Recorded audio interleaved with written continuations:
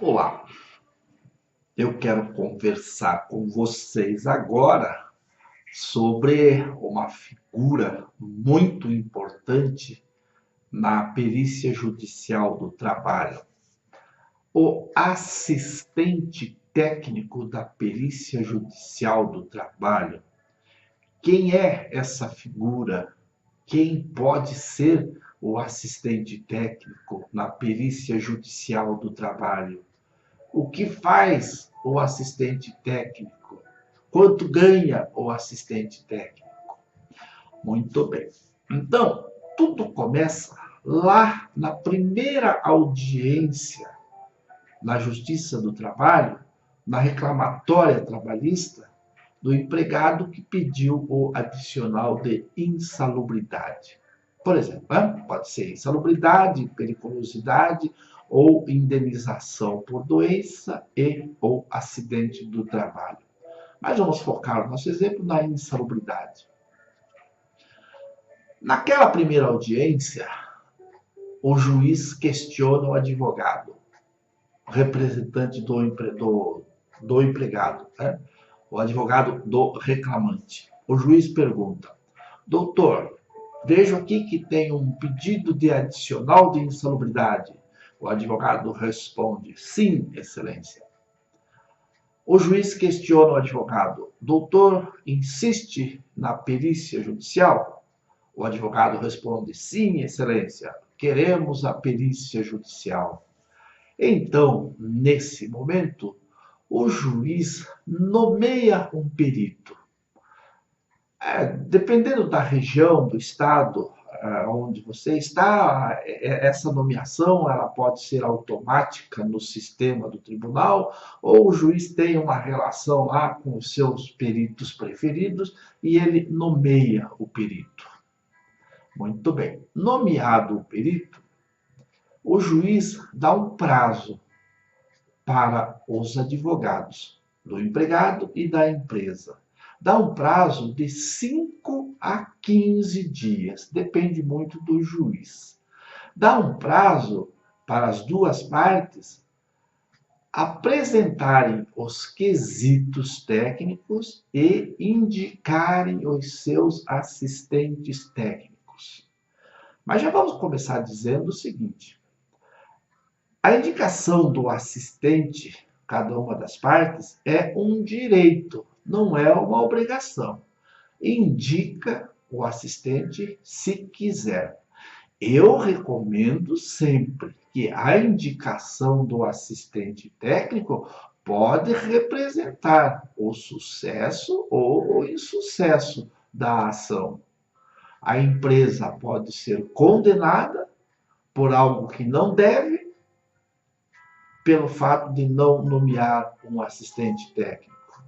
O empregado pode perder o seu direito por não nomear um assistente técnico. Então, as partes, dentro daquele prazo de 5 a 15 dias, vão indicar o assistente técnico. Muito bem. Quem é que pode ser assistente técnico? Dias atrás, entrei num grupo de peritos e havia uma discussão lá sobre o assistente técnico. Os nobres peritos daquele grupo estavam discutindo e alguns defendendo entusiasticamente de que o assistente técnico deveria ser somente o engenheiro de segurança do trabalho, porque o assistente técnico tem que assinar laudo, porque o assistente técnico tem que ter responsabilidade.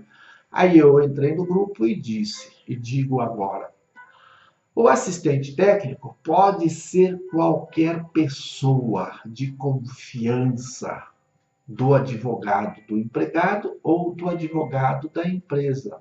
Qualquer pessoa. O Código de Processo Civil não exige nenhuma formação para o assistente técnico. O Código de Processo Civil só diz assim: as partes deverão indicar assistente técnico. Ou melhor, as partes poderão indicar assistente técnico. E não faz nenhuma exigência. Para o perito, veremos numa outra conversa, para o perito, sim, existe uma série de exigências.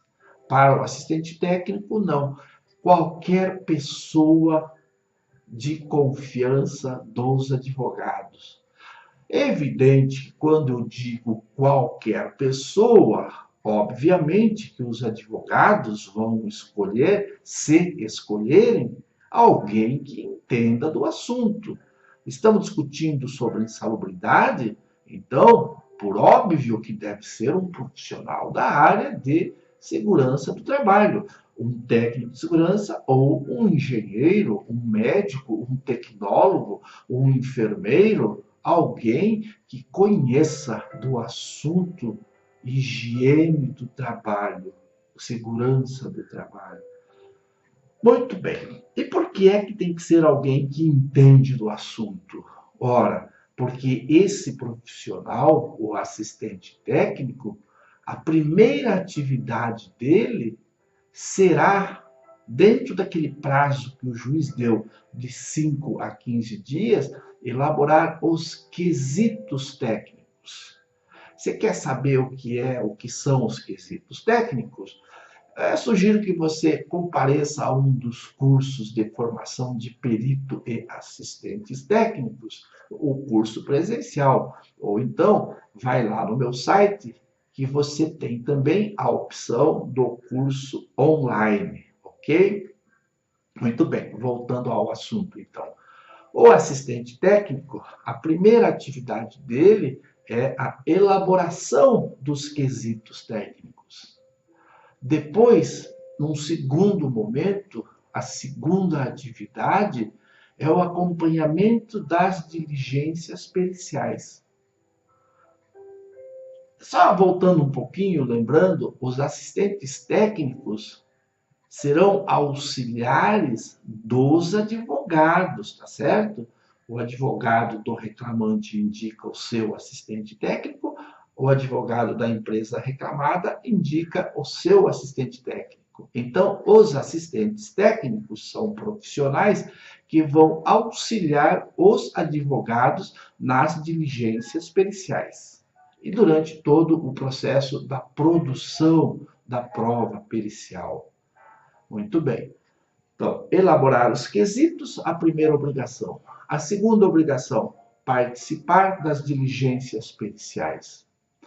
A terceira obrigação é a elaboração de um relatório. O assistente técnico, durante as diligências periciais, naquele momento lá na empresa onde o perito vai fazer os levantamentos, os assistentes técnicos vão elaborar um relatório para os seus respectivos advogados. E nesse relatório, fazer um relato, contar a história de tudo que ele viu na perícia. Se o perito fez, não fez, deixou de fazer, se o perito ouviu testemunhas. E aqui até agora é importante a gente lembrar o seguinte: o artigo 473 do CPC, no seu parágrafo 3º, diz assim, que peritos e assistentes técnicos poderão usar de todos os meios necessários para a produção daquela prova técnica. Então, o assistente técnico pode filmar a perícia, pode fotografar a perícia, pode gravar o áudio da perícia. Certo? Esse já é um recado que eu mando para os senhores peritos. Tem muito perito por aí que não quer deixar assistente técnico fazer isso. Filmar, gravar, fotografar. É um direito do assistente. Tudo que o perito pode fazer, o assistente também pode fazer. Evidente, tem aquela situação em que a empresa, por uma questão de segredo industrial, não permite a gravação, fotografia, mas isso é outro assunto que a gente trata depois, tá certo? Muito bem. Então, repetindo. Primeira atividade, elaboração dos quesitos. Segunda atividade, acompanhamento das perícias e emissão do relatório. Uma quarta atividade seria a impugnação do laudo pericial se for desfavorável à parte que ele representa, tá certo? Então, Essas são as atividades, as atribuições do assistente técnico, que pode ser o técnico de segurança do trabalho, o engenheiro de segurança, o médico, o enfermeiro, o tecnólogo, qualquer pessoa de confiança dos advogados, das partes, e que, por óbvio, entendam do assunto, né? E quanto ganha um assistente técnico? Muita gente me pergunta isso. E eu digo assim, não tem uma tabela, não tem um valor. Uma vez eu vi uma discussão num outro grupo de peritos, dizendo assim que o assistente técnico deveria ganhar 50% do que o perito ganha. Ah, mas tem uma tabela na SOBS, parece que é, Sociedade, tem uma tabela, não tem nada. Não tem tabela, não tem piso, não tem teto, não tem nada em termos de valores. O assistente técnico cobra quanto ele quiser. Claro, se a empresa vai pagar, é outra história. Então, eu sempre digo assim, Zeca, quanto que eu cobro? Depende, vai depender do tamanho da empresa, da capacidade econômica da empresa, da complexidade do assunto. Se o empregado está pedindo adicional de insalubridade por ruído, calor, agentes químicos, então você vai ter que elaborar quesitos sobre ruído, sobre quesito de calor, sobre quesito de coleta de agentes químicos, quer dizer, a complexidade vai ser maior. Então, não sei, vai cobrar um salário mínimo, 2, 3, 4, 5 mil reais, depende do tamanho da empresa, da capacidade econômica da empresa e da complexidade do laudo, dos pedidos do empregado, melhor dizendo. Então, vai ter que negociar com os advogados, tá certo?